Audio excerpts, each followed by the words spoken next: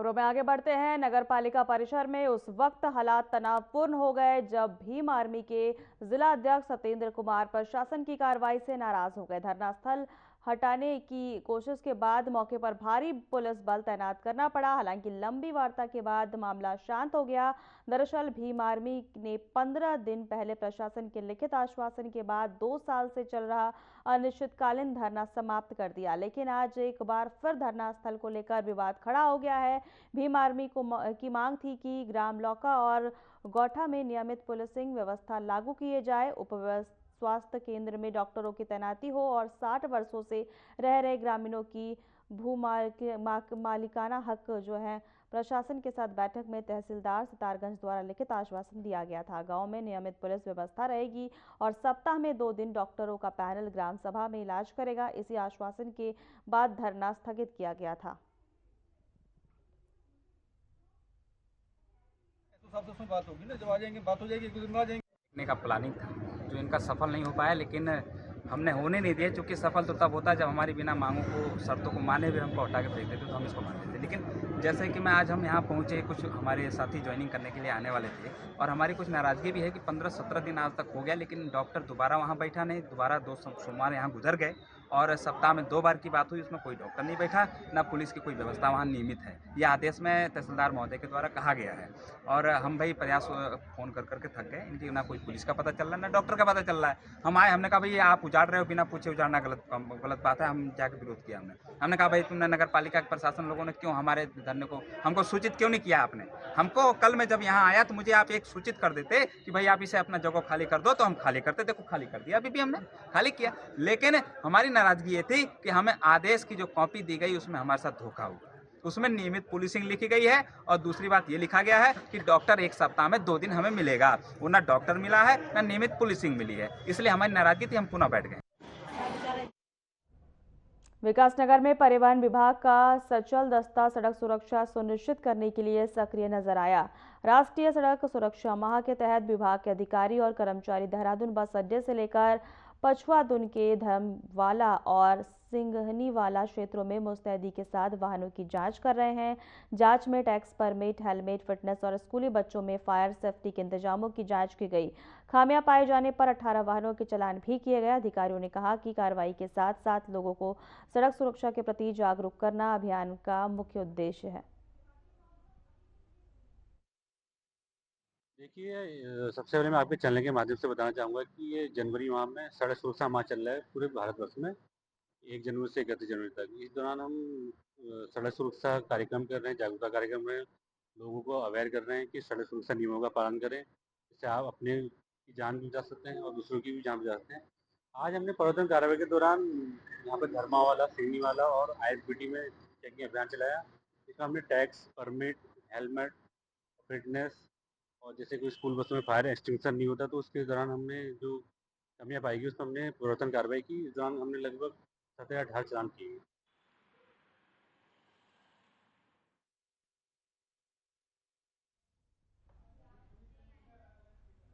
तराई पश्चिमी वन प्रभाग रामनगर के प्रभागीय वनाधिकारी और उप प्रभागीय वनाधिकारी रामनगर के निर्देशन में वन क्षेत्र अधिकारी के नेतृत्व में वन सुरक्षा बल टीम ने अवैध लकड़ी तस्करी के खिलाफ बड़ी कार्रवाई की है। जहां वन सुरक्षा बल टीम ने 20 जनवरी 2026 को देर शाम गुप्त सूचना के आधार पर जुड़का क्षेत्र में छानबीन अभियान चलाया और मुखबिर द्वारा बताए गए स्थान पर तलाशी की। जहां इस दौरान टीम ने खैर प्रजाति की लकड़ी के कुल 9 गिल्टे बरामद किए। तो वहीं इस मामले में एसडीओ किरण शाह ने बताया कि दोषियों को किसी भी हाल में बख्शा नहीं जाएगा और उन्होंने कहा कि यह अभियान आगे भी लगातार जारी रहेगा।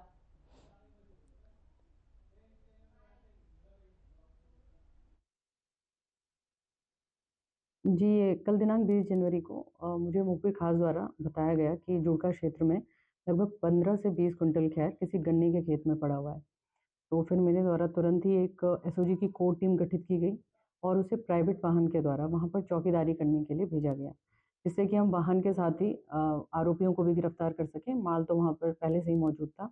इसमें स्थानीयों द्वारा भी काफ़ी सहयोग किया गया और रात के लगभग 1 बजे के करीब 3 बाइक सवार आए और वो जैसे ही भरने जा रहे थे वो खैर की लकड़ी, तो हमारी टीम द्वारा उन्हें घेरा गया, पर अंधेरा का फ़ायदा उठा के 2 भाग गए हैं एक आरोपी कमलजीत निवासी बरहनी जिला उधम सिंह नगर, उसे गिरफ्तार किया गया है और अग्रिम कार्यवाही हेतु उसे काशीपुर कोर्ट में पेश किया जाएगा।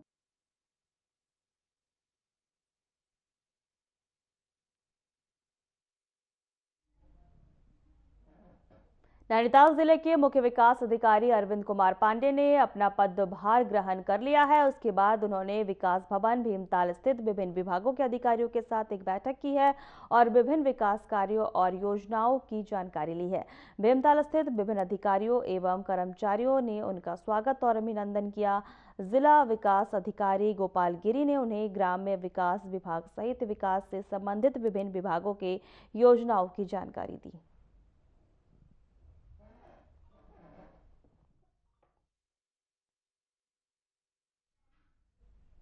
गदरपुर के विधायक अरविंद पांडे की मुश्किलें कम होने का नाम नहीं ले रही है। तहसील प्रशासन ने कल देर शाम उनके आवास पर बने कैंप कार्यालय पर नोटिस चस्पा करते हुए 15 दिनों के भीतर इसे हटाने के निर्देश दिए। इस दौरान विधायक घर पर नहीं थे और उनके पुत्र अतुल पांडे ने नोटिस रिसीव किया। नोटिस के बाद विधायक समर्थकों ने उनके आवास पर एकत्रित होकर प्रशासन की कार्रवाई के खिलाफ विरोध जताया। विधायक पांडे ने तीखी प्रतिक्रिया व्यक्त करते हुए कहा कि यह कार्रवाई अन्यायपूर्ण है और उन्होंने प्रशासन से कानूनी तरीके से कार्रवाई करने की अपील की है।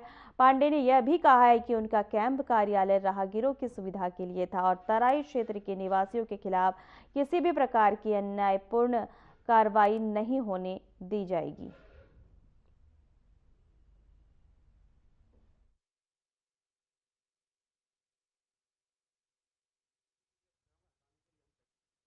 हमारे इस नोटिस के आड़ में अनगिनत लोगों को नोटिस दिया गया है और इस विधानसभा के अंदर खासतौर पर गदरपुर विधानसभा में जो लोग गरीब लोग हैं, जिनका कोई सहारा नहीं है, वो लोग कहीं ना कहीं देश आज़ादी से पहले से ही सरकारी भूमि में कोई अपना टीन सेट डाल के, कोई मकान डाल के बैठा है, उनके ऊपर एक दहशत का माहौल बनाया जा रहा है।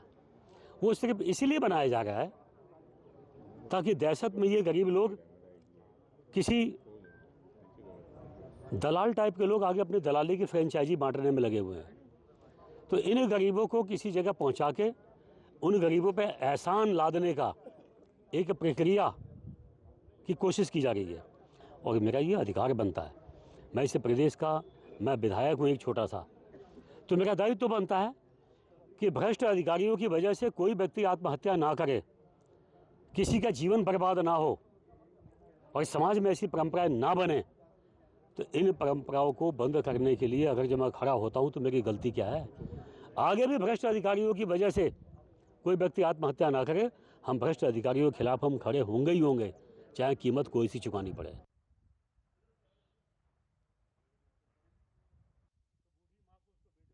वक्त हो चला है छोटे से ब्रेक का।